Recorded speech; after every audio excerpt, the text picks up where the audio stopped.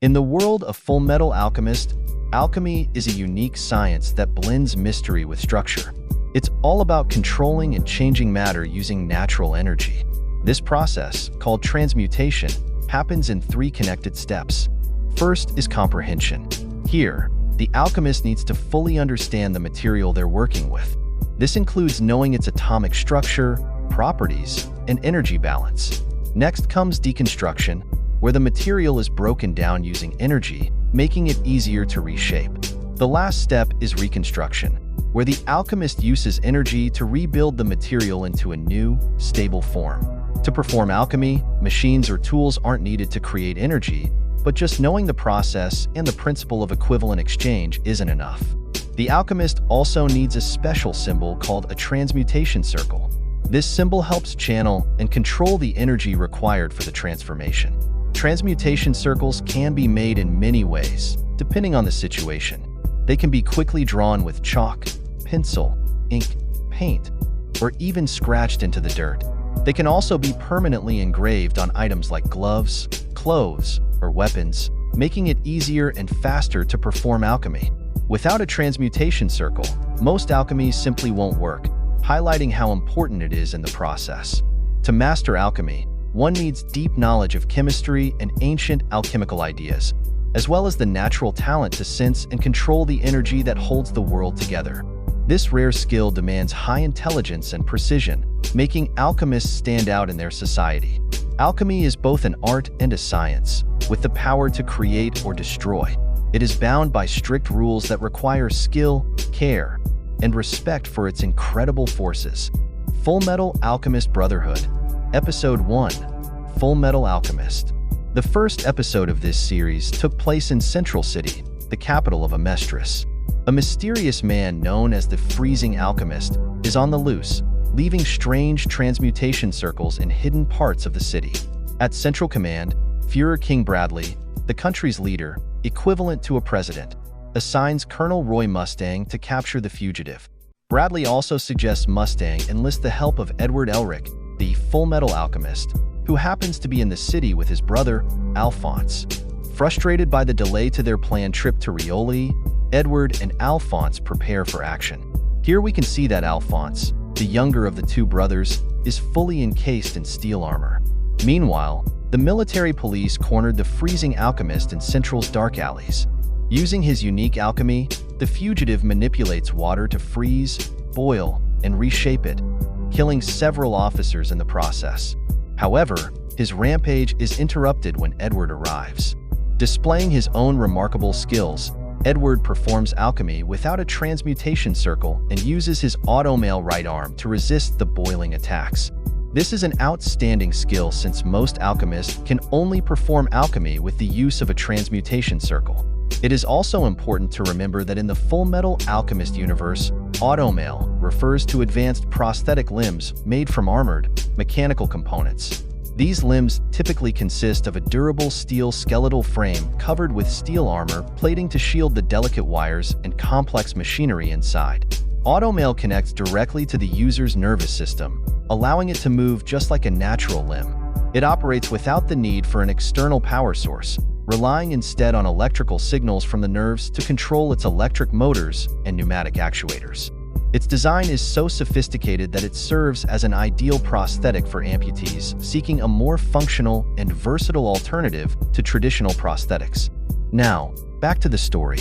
Just as it seems the fugitive is caught, he uses transmutation circles tattooed on his palms to break free and escape again. Later, at Central Command, Colonel Mustang reprimands Edward for not fully considering the enemy's abilities. He explains that their target is Isaac McDougall, also called the Freezer. McDougall is a former state alchemist who fought in the Ishval Civil War but turned against the government after witnessing the atrocities committed during the conflict. Meanwhile, McDougall infiltrates Central Prison, attempting to recruit an old ally, Solf J. Kimberly, the Crimson Lotus alchemist. McDougall hopes to gain Kimberly's support by highlighting the state military's dark deeds during the war, including the gruesome orders given to state alchemists. However, Kimberly dismisses him, making it clear that his actions during the war, such as assassinating his own officers, were purely for his own pleasure, not out of any moral convictions. Disappointed but undeterred, MacDougall leaves and continues his plan, carving more transmutation circles around the city. He vows that his efforts will lead to King Bradley's downfall. The following day, the military intensifies its search for Isaac MacDougall, with Colonel Mustang personally joining the efforts. Meanwhile, MacDougall finishes his final transmutation circle but is confronted by Major Alex Louis Armstrong, the strong-arm alchemist. Their clash draws the attention of Edward and Alphonse Elric, who rush in to assist. However, MacDougall manages to slip away yet again. He soon encounters Mustang, whom he identifies as the Flame Alchemist, but escapes by using his water transmutation to neutralize Mustang's fire-based attacks. Later, the Elric brothers track MacDougall to one of his transmutation circles, having noticed a pattern in his movements. Just as they prepare to face him again, MacDougall activates all of his circles at once. The entire city reacts violently, with massive ice formations erupting from the ground. Unnoticed by all, a shadowy figure becomes aware of the unusual energy being released. Realizing that MacDougall's feat is likely powered by the Philosopher's Stone, Ed and Al confront him. MacDougall, however, challenges Edward, questioning if he truly understands Central Command's hidden intentions before fleeing once more. The military struggles to stop the spreading ice walls, and Edward deduces that MacDougall's ultimate goal is to create a massive glacial transmutation circle centered on military headquarters. While Armstrong and Mustang work to disable the circles on the ground, the Elrics chase down MacDougall and disrupt his progress. During the fight, MacDougall knocks off Alphonse's helmet and was surprised to see that there's no human body inside. Here he realizes the truth. Al is a hollow suit of armor with his soul bound to it through a blood rune. Realizing the brothers must have committed alchemy's forbidden act human transmutation, MacDougall is enraged. Edward, furious at the accusations, retaliates, knocking MacDougall down. The fugitive escapes into a nearby alley but is intercepted by King Bradley himself. With incredible speed and precision, Bradley draws his sword and swiftly kills MacDougall. As the fugitive's blood flows into the gutter, a small red stone is carried along the stream before disintegrating into dust. The mysterious figure, sensing the energy's abrupt disappearance, retreats into the shadows. Elsewhere, in the town of Rioli, a mysterious woman and her stout companion learn of MacDougall's death. The woman notes that he could have been a good candidate for a human sacrifice, but remarks that his overuse of the stone likely led to his downfall. She then cryptically states that her own mission is about to begin. Episode 2, The First Day. The next episode begins with Edward and Alphonse Elric traveling by train to the town of Rioli to investigate rumors about a miraculous prophet. During the journey, they reflect on the tragic events that set them on their quest for the Philosopher's Stone. 10 years earlier, in their hometown of Resembol, the brothers discovered their exceptional talent for alchemy, bringing joy to their mother. Tragically, their happiness was short-lived as she passed away from a devastating epidemic. Grief-stricken and unwilling to wait for their estranged father's return, the brothers resolved to defy alchemy's ultimate taboo, human transmutation, in an attempt to bring her back. Human transmutation refers to the act or attempt of using alchemy to produce artificial human or even bring a dead person back to life. With support from their neighbor Pinocchio Rockbell and her granddaughter Winry, the boys devoted years to honing their skills. Confident in their knowledge, they eventually attempted the forbidden experiment.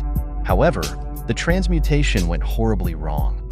A phenomenon known as a rebound occurred, unleashing chaotic energy that consumed them both. This rebound occurred because of the natural laws governing alchemy, particularly the principle of equivalent exchange, which states that to gain something, something of equal value must be lost. Human transmutation violates the natural order, as humans are considered as priceless beings which value can never be measured. Now, back to the story. Edward found himself in a strange white void, facing a large stone gate and an enigmatic figure that called itself Truth, among other names.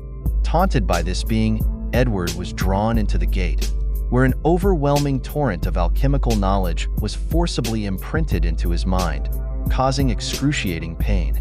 Before he could fully comprehend what was happening, he realized that a terrible price was being exacted. His left leg was stripped away as part of the exchange.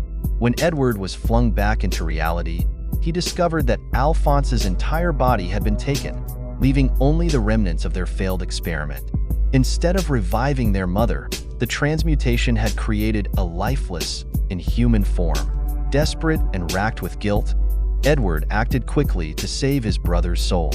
Using his own blood, he drew a rune on an old suit of armor and performed another transmutation, sacrificing his right arm to bind Alphonse's soul to the armor. Back in the present, Edward sits quietly on the train, lost in thought, while Al, now a living suit of armor, remains a silent companion.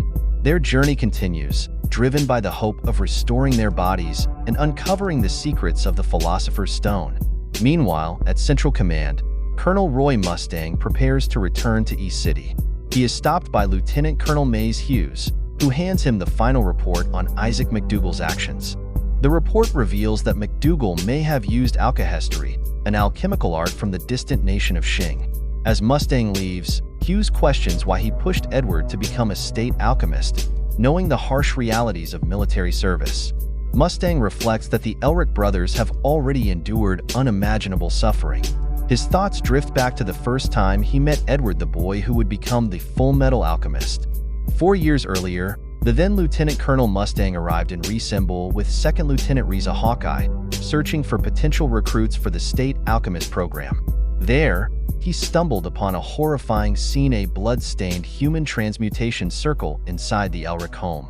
Outraged, Mustang set out to confront whoever was responsible and found young Edward Elric at a neighbor's house. Edward was gravely injured, having lost his leg and arm, while his brother Alphonse had survived as a soul bound to a suit of armor. Astonished by the brothers' story, Mustang decided not to reprimand Edward, but instead offered him an opportunity. He explained that Edward's talents qualified him to become a state alchemist, a position that could give him access to resources to help restore their bodies. Panako Rockbell, their neighbor, objected, pointing out the terrible consequences of their failed transmutation and urging Mustang not to involve the boys in more dangerous pursuits. Meanwhile, outside, young Winry Rockbell spoke with Riza Hawkeye, expressing her anger at the military for taking her parents and now threatening to take Edward and Alphonse away as well. Riza reassured her that the decision would ultimately be the boys to make. When Winry asked why Riza chose to become a soldier, she simply replied that it was to protect someone. As Mustang and Hawkeye left, Riza commented on how defeated Edward's eyes looked, but Mustang saw something different: determination and a spark of fire. On the train in the present, Edward reflects on the day he decided to get automail limbs so he could move forward as Mustang had suggested. When Panako told him the rehabilitation would take 3 years, Edward boldly declared he would complete it in just 1. True to his word, a year later, Edward had recovered and revealed to Alphonse that he had learned how to transmute without a circle, just like their teacher. When Edward asked if Alphonse could do the same, Al admitted he couldn't and seemed unaware of the gate Edward spoke of. Shortly after, Edward traveled to Central City to take his state alchemist certification test. In front of Führer King Bradley himself, Edward demonstrated his skill and boldness by staging a mock attack on the leader. Impressed, Bradley granted him the title of Full Metal Alchemist, along with his state alchemist certification.